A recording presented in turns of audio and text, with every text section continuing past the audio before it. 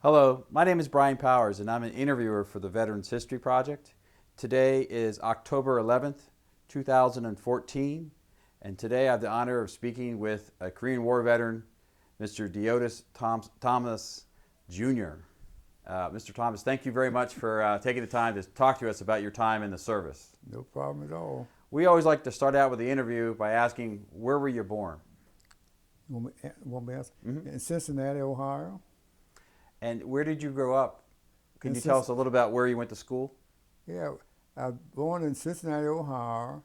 I graduated from Woburn High School in 1948. Then I left there and went to the service, the Army, United States Army, in 1948. Well, December. before we get into your service, we just Yeah. want to get a little bit Yeah. bit about your Okay. background. Were you an only child? Did you have siblings? No, it was 2 boys and 2 girls in my family. Okay, that means 4 kids. Okay, 2 boys and 2 girls. I was the next oldest. My sister she was older. We all was a year apart. She was a year ahead of me. And I was a year. That's my brother up here on top. I was a year above him. I was born in November 18th. He born the following year, December 22nd, just for Christmas. And your parents, did your mom work, or was it just your dad who worked? My mother worked as a school teacher.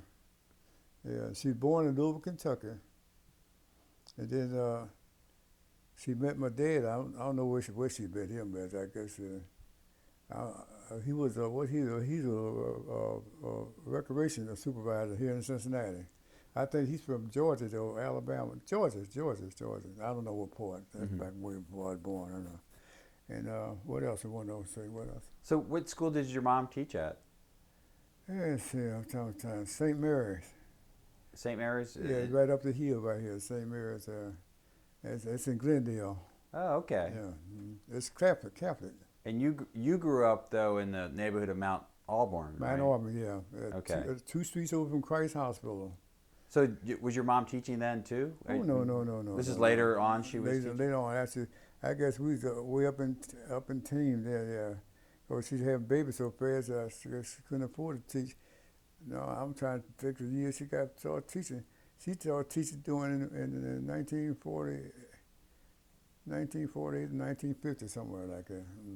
So when you graduated in '48, you joined the Army. Yeah. Why did you join the Army?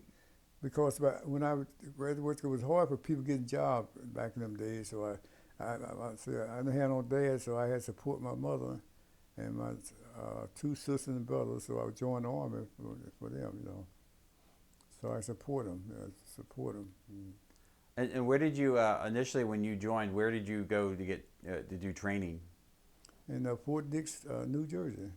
Mm-hmm. And how long were you at Fort Dix? Oh, I think, well, basically about 8 weeks, I believe it is. 8 weeks, yeah. Were you doing basic training at Fort Dix? I did. That's when I first went in. Yeah, Fort Dix. Yeah. Any memories of that experience? Basic training? No, this baby's just hard as hell. Basic training. It was cold up there, and December is cold up in Dix back in them days. You don't see it. How old are you? I'm 47. Okay, well y'all don't see the cold weather like we was coming up. You don't have no cold weather around here. Like we used to. Yeah, it was cold up in Fort Dix. Yeah. It took 8 weeks up there. Then they transferred us down to Columbus, Georgia, Fort Benning, Georgia. That's what Fort Benning, Georgia. And I stayed out there. I was a field artillery in the tank division. Okay. We stayed down there until June 25th when the war broke out, Korean War broke out. June 25th, we left the state by I guess we had to load up all that. We took all the equipment, tanks and all that stuff with us, So I guess it took about 2 months to load all that stuff, get over there. How did you get assigned to a tank? Do you remember how that happened? Did you take a skill test that they thought you'd be good at that? No, you take an I-2, I don't know. You took an Aptitude? See, that's how I can't talk. I got my word spirit card, but paralyzed. IQ test, Right. altitude test. Okay, I guess they get the records from your test, and that's where they put you, where they think you're capable of being qualified. I guess that's where they got it from. I don't know how they do it. Yeah. Now, I'm trying to remember when Truman, when he integrated the troops, had that happened already?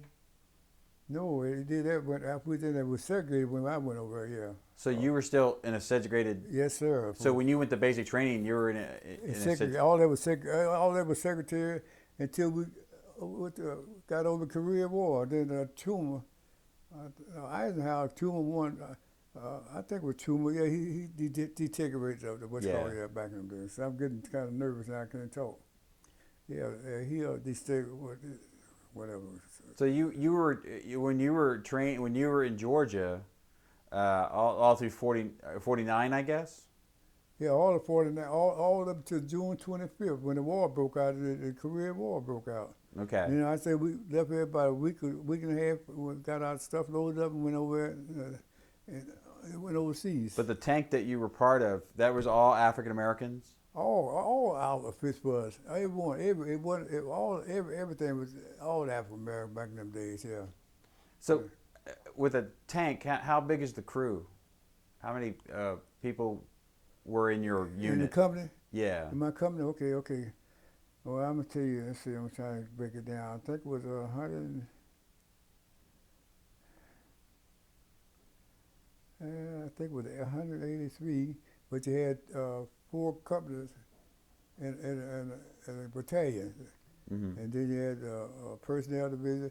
I guess what you say 4 times 183? That'd be 12, 24, 25, 600 something like that. 4 times 183. Yeah. So you, when the Korean War breaks out, did you go immediately when the war broke out, or how long was it before? Immediately. I wasn't listening to me. Were you listening to me? You were telling me, but I didn't know it was immediately. That's what I'm trying to clarify. I told you we loaded up our tanks and stuff. The same. It broke out June 25th. It gave us about a week or something to load up. We loaded up over there. Then we went to San Francisco to Japan. We had to train some Koreans over there, train them. Yeah. But I think it took about 2 months, something like that. Then we left there with Korea. Okay. South Korea. How did you get transported from Georgia to Korea? How was your route? Did you go by train or was it by boat to San Francisco? You could go by train because you had to go. Okay, I'm trying to figure it out now. We left Georgia, went to San Francisco. Then we left San Francisco, went to Seattle. Okay. Then went to Seattle, went to Japan. Then went to Japan, went to Korea. Right. That's was that all by boat? No. Did you fly? Did they fly? No. We left went to train from Columbus, Georgia to San Francisco? No. Yeah, I guess, San Francisco, yeah. Went by train. Okay. Yeah. Then we went, let's see. It went by train from San Francisco to, went left San Francisco and went by boat. Went to Seattle, right after the line, Seattle. Okay. Then we left Seattle, then we went still by boat to Japan. It took 13 days, yeah. And then we stayed in what's called about 6 weeks, something like that, to train them troops over in Korea. Korean and I'm sorry, because Jesus Christ. Yeah, we trained the Korean troops in Japan. Then we stayed there about 6 weeks or something like that, 6 or 8 weeks. Then we went straight from there with the Korea. Okay. Yeah, okay. So you were training Korean troops already? They're like when they was training Vietnam and stuff like they trained troops, Yeah. It's like what's his name? Muhammad, not Muhammad. The president now. What's his name? Barack Obama. Barack Obama. Okay. He said we won't have no more ground troops over there. Like we all war, we all train people, Right. But that's what they have there. And see, I went to there with the Korea, and then the Chinese come down from Manchurian border, the Mexican district line, and that's when the war really broke out there, and all the Chinese broke down there. And then after that, it's history. I stayed over there until a year and 3 months and 17 days. Then I got what's it called? Separated or Not can't separate. transfer? It's like what you would stay over there so long. Damn, I can see what I want to say, but I can't see it. That's okay. Take your You time. stay over long, they transfer you back to, you get so many points, they transfer Right, you the back point to the states. system. Yes, I think that point. It's another name for it, but I can't think of it. As So soon as you leave out of here, I think of it. Yeah. So when you got to Korea, you were part of a tank. I've been all that time I've been talking to you. I was always in the tank division. Okay. I ain't never been in the infantry. I always have been in the tank division. Okay. When I first left the state, I was in the tank division. Okay.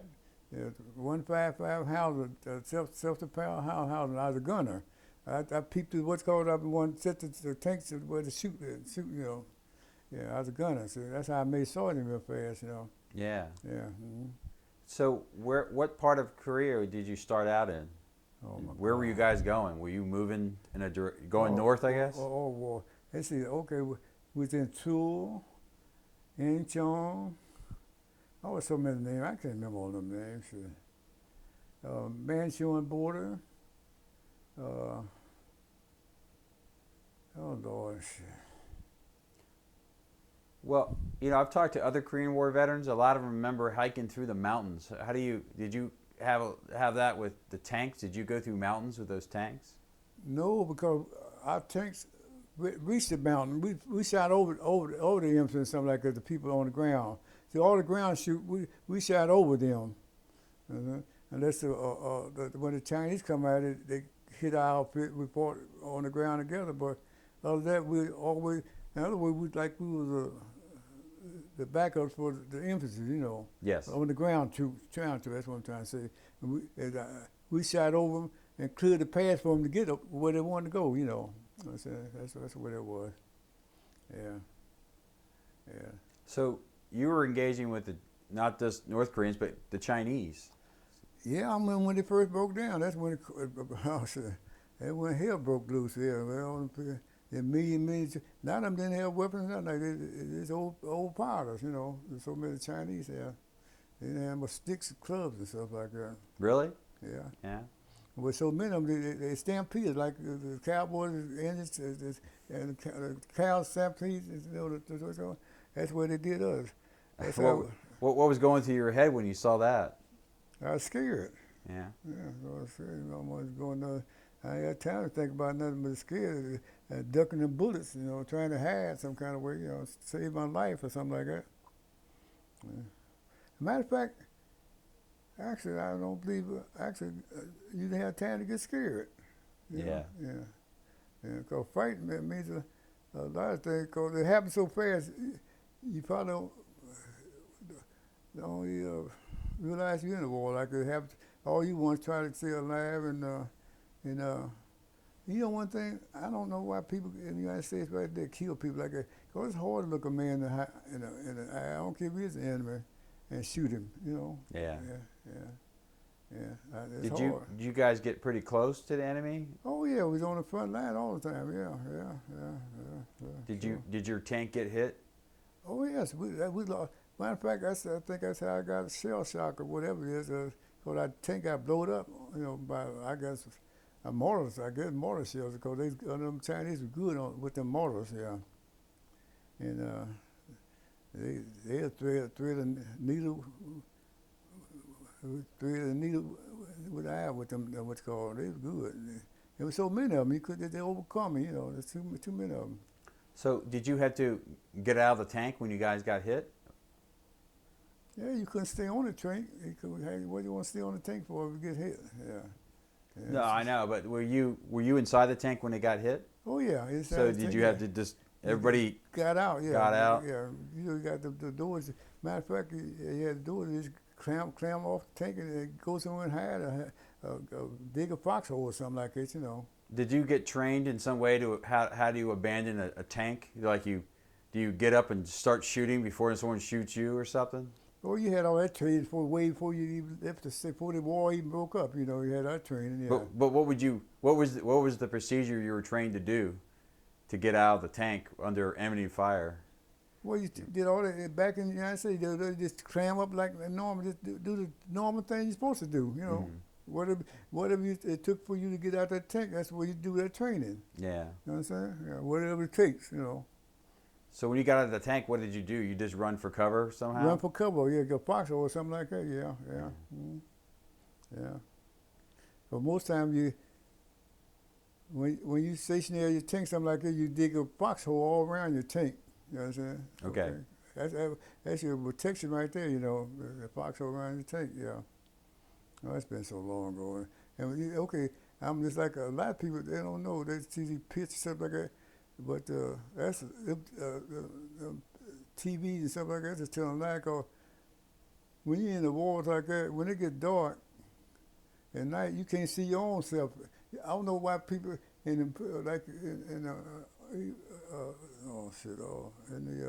the Marines and still like that, they put all that black spot around their eyes. Hey, you can't see your own hands in front of you. And you know, and pitch black when it gets black out there, no lights. In the woods, you ever been in the woods, no lights, you can't see nothing. Mm-hmm. You don't have to put all that black shit on them. That's bullshit they got on the TV. Yeah. And you got time to do all that. You couldn't see it no way.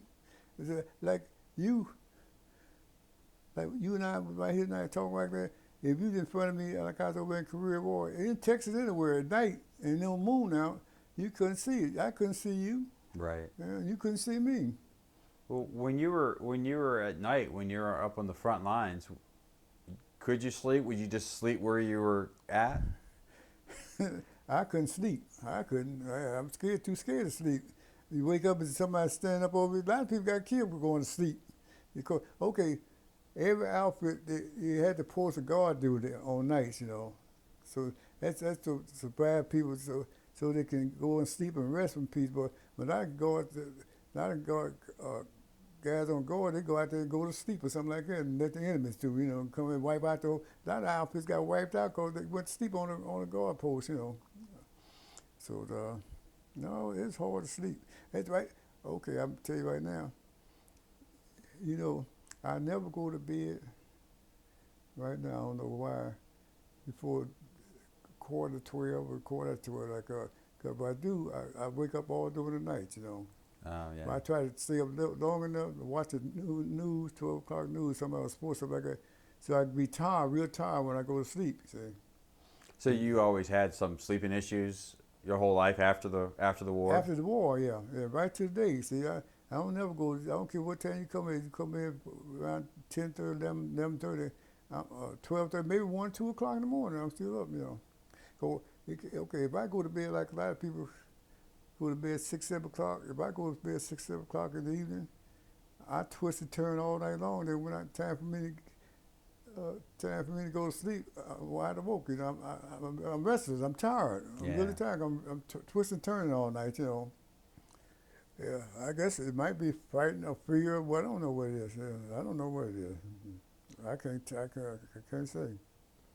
Well, with you said you were in a segregated unit and stuff. Did that continue in battle too? Were you guys sort of? Oh, now let me think, sir. I don't want to tell no lie. I'm trying to. No, I think it was integrated before I got out. But it was still segregated when I was overseas in the Korean War. But I'm trying to think. I think it was Truman that broke that up.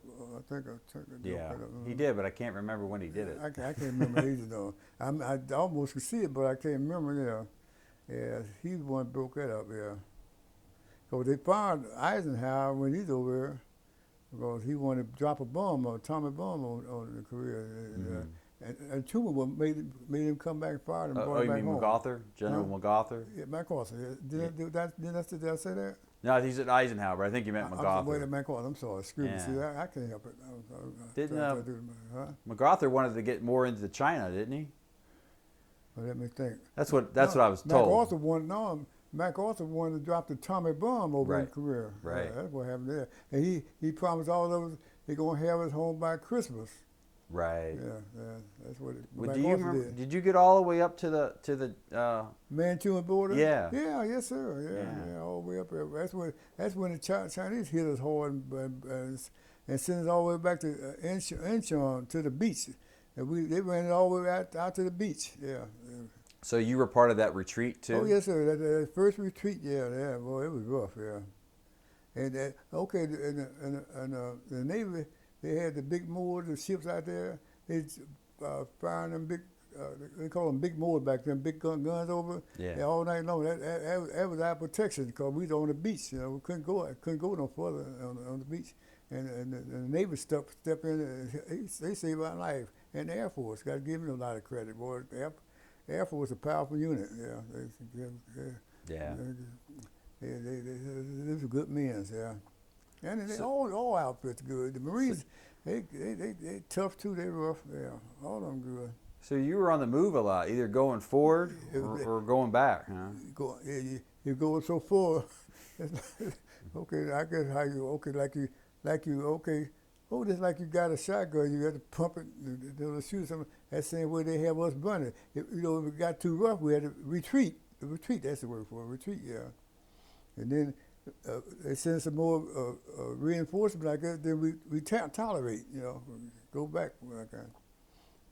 But it was a good experience. You know one thing I totally believe is in my heart. I think every man and woman should spend some kind of service. That's in the service, They learn to respect others and respect themselves. Because you have to respect others before you respect yourself. Well, that's a question I always like to ask people, like your military experience. How was that positive for you? That was beautiful. Everything I know came through the service, Mm-hmm. Everything, all the jobs I had. Like I was a supervisor, General Neck right over here in Evansville. Mm-hmm. I used to be a supervisor over there. I drove all 5 of my kids to Princeton, Princeton High School. Sure. I drove the school bus, all my 5 kids to Princeton High School. And then the state store used to operate all the liquor in Ohio. And I used to work for the state, down the state store. I was a manager there too. I always in management mostly, But all that comes to knowledge from military. Yeah. You got like discipline, I guess. Discipline, respect, yeah. And you see, you have to when you don't respect other people, you don't respect yourself. It's like now, I respect your position, your title. If I didn't respect you, I respect your title. The title you hold, Mm-hmm. the position you hold, That's what I'm talking about.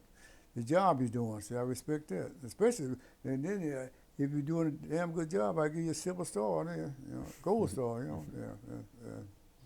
But well, I just want to, like, you were over there for a year, and then I was over a year. till like 51, A sometime year 51. and 3 months and 17 days. That's what I And then I think you got out in 52. So you were still in the military when you came back from the war? Oh, yeah. Okay, I'll tell you what. I'm glad you brought that up. What happened when I was over there in Korea, they added on a year extension because my time was up. My 3 years volunteer was up, but they gave me a year, what's called. But I only did, out of that year, I only did about 18 months, something like that. That's when I got transferred back to the state, went to Camp Hood, yeah. In Texas? Texas, yeah. That's where I got discharged from down there. So I know you got discharged from Fort Hood, but so you were spending your last months or something in Fort Hood? Yeah, I got discharged from down there. What were some of the stuff you were doing when you came back to the States when you were still in the service? Still in tank division. Uh-huh. I still in tank division, yeah. Mm-hmm. Were you just training No. at that? No. I had all the training I wanted. I was a master sergeant. I had all the training. I don't need no more training. I trained people, but I just see when I came back, I think, okay, I re-enlist. That's what happened. Yeah, I re-enlist. Because I had about, I re-enlist because y'all was still kind of hard for people, so I re-enlist for 3 years, and then they shipped me from there to Fort Knox, Kentucky, and I stayed down there the rest of the time. I was an MP, a military policeman. Sure. Yeah. Ah, okay. And military police.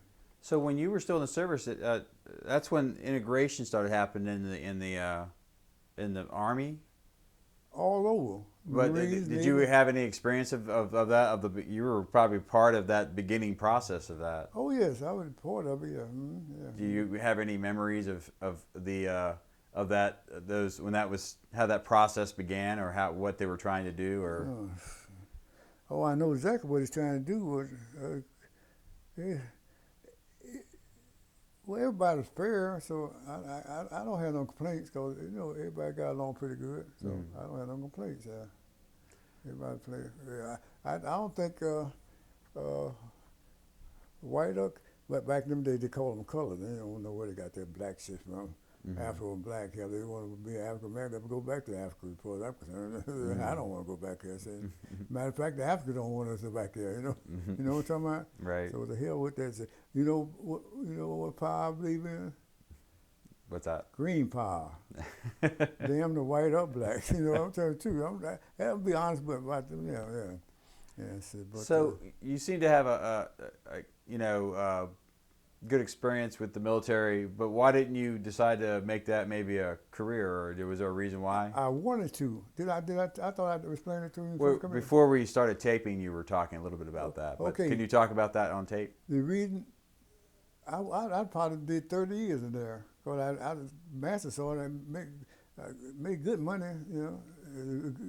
Good. I had good experience. I had good people behind me. The captain in my company, he's forever and good to me. Major, he made major. I had good people. But the honest reason I got out because of my daughter. I got married. And I didn't want to raise her around all them army people. Okay, and you know what? It's a good thing I did because God knows more than He know when we come here and He know we're gonna leave here. I know a lot of people I had uncles in the World War II and the Civil War when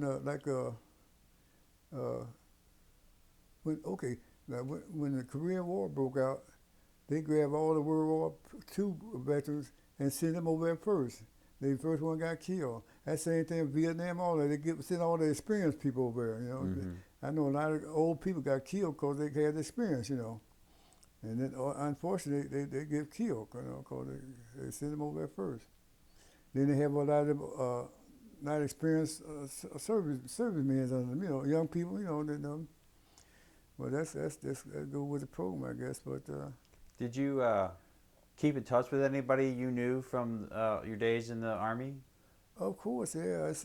I did until I got sick. Then I just turned out loose. Let's see.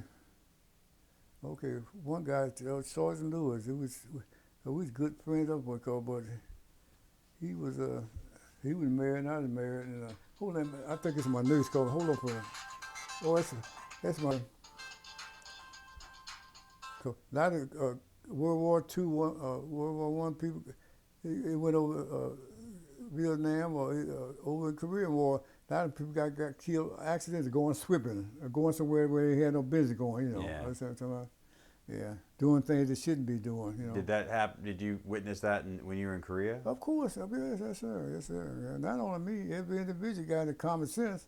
God give everybody common sense. If you use it, if you want to, if you don't, that's what I love about God. He don't pressure you to do anything. Man do, a woman do, but at God, He don't pressure. He got that Bible, all them books on there, all them books, Bible. God, that big. Okay, all them questions you asked me. My wife got all that shit written down in that Bible down there. I remember when I first got that Bible there. She got all the family, grandfather, and grandkids, all that stuff, all that on that Bible that got it written in there. And I do my all them other books of the Bible study. I do that every day, But well, I was going to ask. I know you have a pretty strong faith now, but when you were in Korea, were you pretty? Where were you at that time with your faith? Well, I think it was pretty good, but it wasn't. I don't think it nearly as strong as it is today. I don't think so. Yeah. And I really be honest with you. I have faith, but I didn't follow faith, where I should, like I do today. I put it that way. Yeah. Yeah. Oh, okay. And faith comes from I had good parents and talk. Then I met good people. God blessed me. I always met good. Okay. Now when I went in, I was private, and I met elder people. They were sorry and something like that. They gave me good training. They took me under their wing and nursed me like one of their children. People, people had more love in their heart back in them days than they do now. Cause you go to anybody's house and eat and sleep, something like that. But you don't have no love. Okay, look how these people killing each other today. They don't have no more love like they used to. Back in my day, I remember back in my day, I never heard a black man robbing a bank or nothing like that. Killing a sister and brother like that. White people didn't do it. But, well, all that's in the Bible too. See, that's why God kicked Satan out of heaven, because he doing all that dirty work to send him down here. And that's the devil almost taking over all that dope and all that stuff, taking over the world right today. And God said before he let the devil take over, he destroy the world. And it's getting close to that too. All these tornadoes and earthquakes and planes crashing. You didn't have all that stuff back in them days.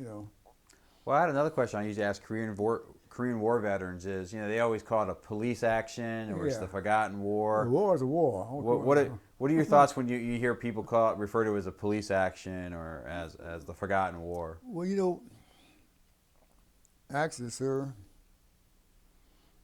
I don't listen to gospel and stuff like that. I didn't pay no attention. I knew what I had to do, and I did it. And that's what I really thought my God wanted me to do, to serve my country. And I felt proud about it. I really did. Not only me, I imagine my whole outfit felt that way, All outfits. I imagine, I'm trying to think of what was the Southern brothers, 7 of them all went to Southern, got killed in World War II. The brothers? Yeah, the Sullivan brothers? That's what I said. Everybody, right. Okay, that's where they were raised to come up here, and they was all proud of one another, And I guess any man had intelligence, something I'm trying to get another word for it. I can't think of it. I can see it. I can see my words, but I just can't pronounce it. But I almost had it. Well, when you think of it. Yeah. But I had another question. When I talk to Korean War veterans, they always, when they were there in the winter, they remember the winters really well. Oh my God! What are your memories of the winters of Korea? I like to froze to death. Yeah, but one thing. That's another thing too. People ain't seen no winter like they did over there. People used to get in line with a cup of coffee and walk from here where you sitting there, it'd be frozen. It'd be so cold. It got 60, 70 below zero. And then people in the United States talking about what they came with. Okay, I don't care how cold it got, or how much it rained, or how hot it was. You had to sleep on the ground, and they had no roof over here and all that. And we survived, So you were sleeping out in the open field? All the time, yes, sir. We didn't know what a house was, a bed was, nothing like that. We had what's called a roll-up pack or something, like tank or something like that on that. But that's not the word for the roll-up. Did you ever sleep in the tank? Oh, you almost been because that was about hidden. Yeah, yes, sir. That's how we like to stay warm, because we got on that tank, and that tank, boy, it get red hot, They powerful too, And we get on back of one of them tank, boys, sleep like it was nice and warm and everything. Did you guys give your tank a name? Did it have a nickname? I'm pretty sure they do, but I can't remember it. I know they do, because you take. I used to have some picture. I think you see old army pictures now. You see what tanks and planes, airplanes. Somebody got nicknames on the plane and something like that. Right. I'm pretty sure we did, but I can't remember this back that far. Yeah. Were there a lot of tanks being used in Korea? Do you know? Of course, yes, sir. I always thought with the mountains, it would be kind of hard to drive them through the mountains. We found a way. Yeah, we found a way. If we had to cut a mountain through there, we got it through with that. We had bulldozers to cut it through there. I would think the roads were pretty bad. You didn't have no roads. You made your own roads. There wasn't no roads. Period. Yeah. Did you have to worry? Did anybody try to look out? Was there a procedure for having to worry about running over landmines or anything? Well, you expect things like, but you didn't let things like that work. You was too busy. You was too scared. You didn't have time to think like that. You know. Okay. You didn't have time to think negative.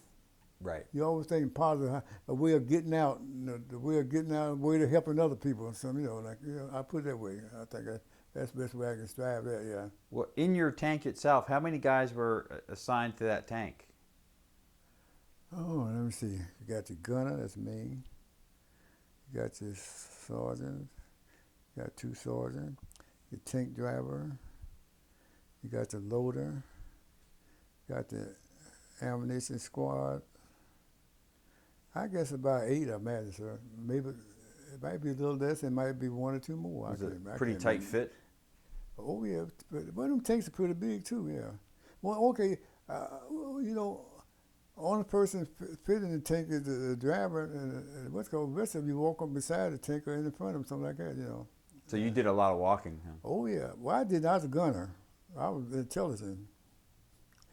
Smart. No. Okay. So I controlled it. Everywhere them shells fall, I controlled it where it go. I had that control over that. Where like I want to hit that building over there, I could zero in my what's called scope, and I hit it. So what kind of weapon did you have? What is MP? M1. M1, the small one. Yeah, M1. It was semi and automatic. I think it had a 30 round clip on it. The smaller rifle. Not the M1. Did you say M1? I think it was an M1. No. No, okay. No, M1 is the big one. What they call M1?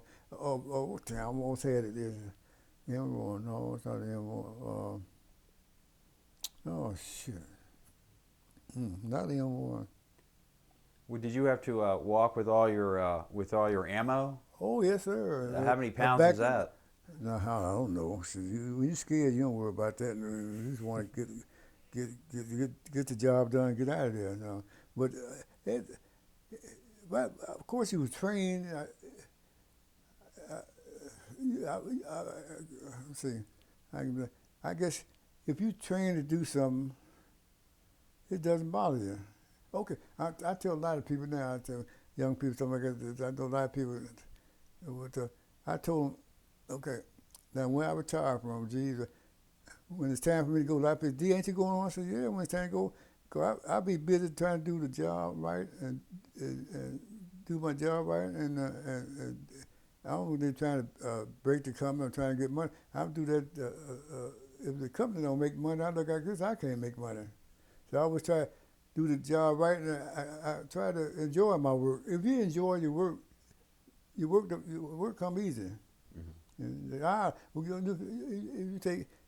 go in there and look up at the clock every 15 minutes, and run to the cafeteria every 5 or 10 minutes, a half hour, still hour, something like that, time goes slow.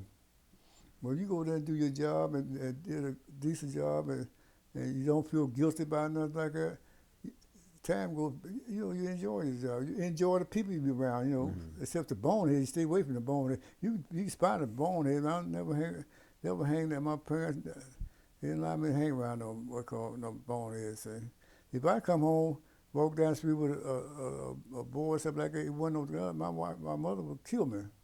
I'm telling you, yeah. But the kids nowadays, they raise the parents. The parents didn't raise the kids. Yeah. But did you had younger brothers? There he is, right there. Did they ever did they ever get into the military, or were they? He's in Vietnam War. Oh, really? Yeah, okay. He was younger than I was. Yeah, I think he'd been in Korea. I think he'd been in Korea too, but we're doing peacetime when he's over there. Okay. Mm-hmm, yeah, he's been doing peacetime. Yeah. But every job I had, I always got promoted on it. I call it, okay, right now, over that's my church right there. I've been over 37 years. Mm-hmm. My whole family went to church over there.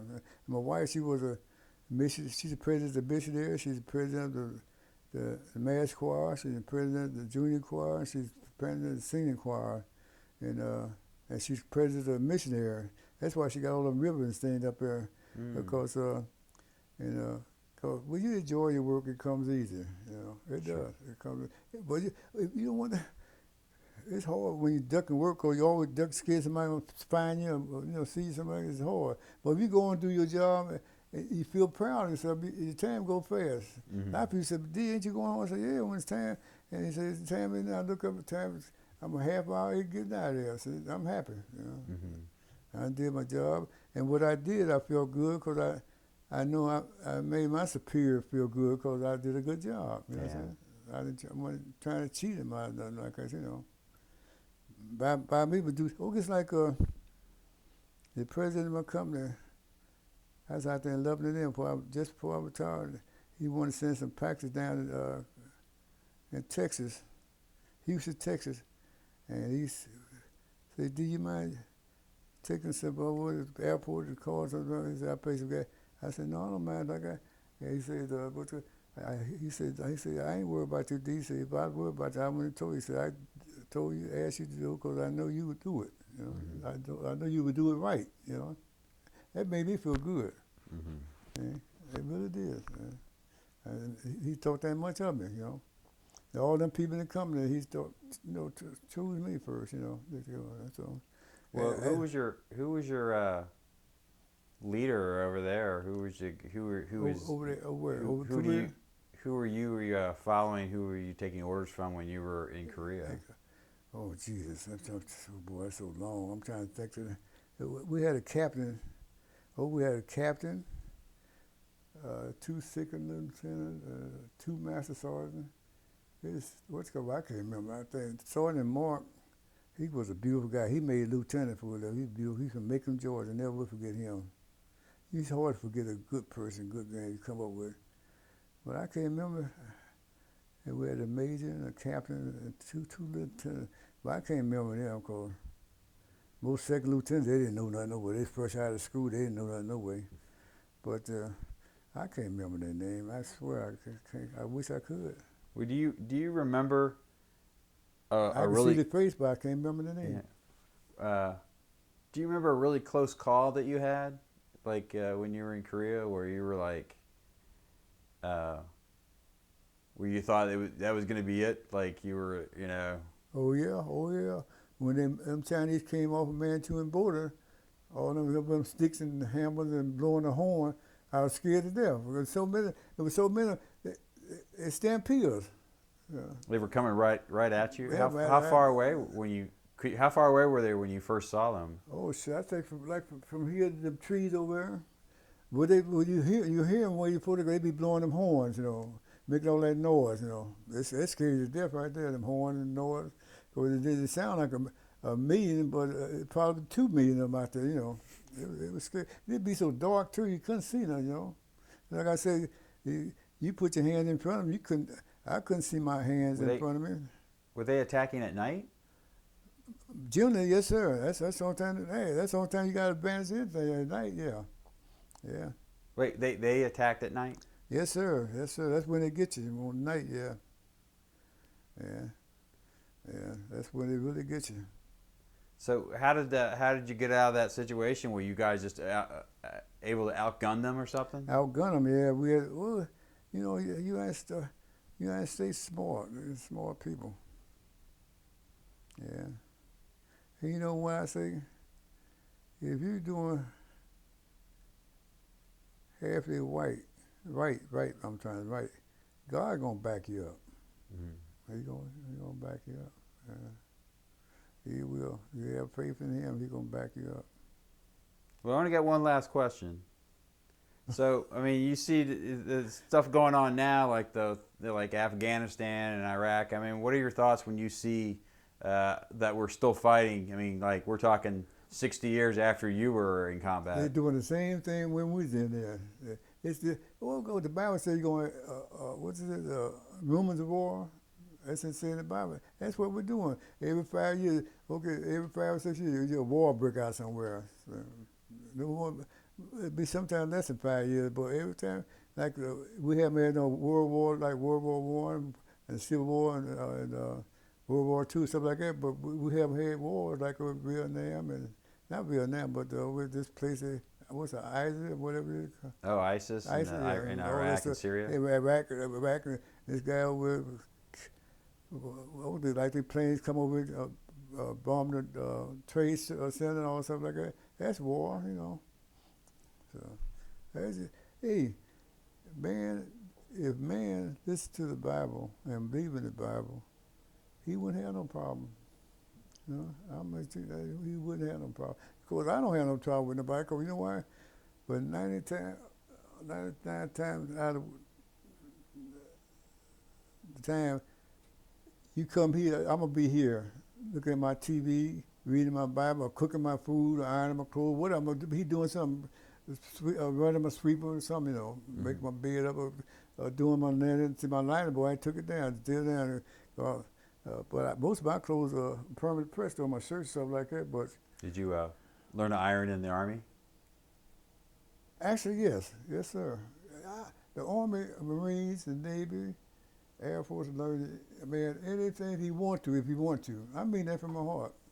I think every child boy, man or woman, should have some kind of military experience. Yeah, he learned how to respect his parents. Okay, right now, okay, like if I did service right now, when the officer passed me, I had to salute him. You know, he had to salute me back and something like that. But that show you he got respect for you too, because he have to salute you too. You know, but you can't pass an Army officer or Marine or Navy anything. You have to pause for a minute and salute him. You know, yeah, that's respect right there. You know, give him respect. And I think it's nice. I think every human being should have respect for the next person. Okay, back in my days, a lot of old people, I imagine, I don't know about white people, but most black people, everything said, I'm your grandfather. You can't tell me what to do. I'm your grand uncle. I'm your dad, your mama. But see, it's not like if you're right, you're right. When you're wrong, you're wrong. I don't care who you are. You know, that's where I look at life. You know. Yeah. Okay. I'm gonna tell you right now. I mean, all the people, everybody up there, his great kids, all of them, all over by my microwave everywhere. If they come in right now, if you say something, you know what they're gonna say, and they got all the people. That I told you about my niece was a farmer. Then. Yes. So, any one of them coming right today, you talk to me, something like you say something to them, you know what they're gonna say? If they answer yes or no, sir. That's where they's raised. I didn't raise them. My mother. Well, my mother did too. My wife did. Yeah. And well, that's great. And I got my kids. That's my oldest son is 67, I think. Yeah. I got one 67, 66, 65, 53, and 52. Yeah. Every one of them say, and they got a graduate from UC, but they come here, they're going to respect it because you're talking to me, you know. Yes. They're going to give you respect. And they see the camera sitting up there and everything like that. Got a decent smile on your face. They respect it, you know. That's where they were raised. Not only my kids, back in them days, most kids did. Okay, back in my day, you didn't see black or white, you didn't see people going on. They have a fight with the teacher or another friend. They go on, get a gun, come up, kill the whole school like they do today. We didn't have that, you know. Yeah. So that shows you it's a change in the world right there, you know. I know. And there's no respect. Well, I want to thank you very much for taking some time to talk about your time in the military. I know. I bet I talked you to death, didn't I? Huh? What you laughing about? Well, thanks again. Yeah, you perfect.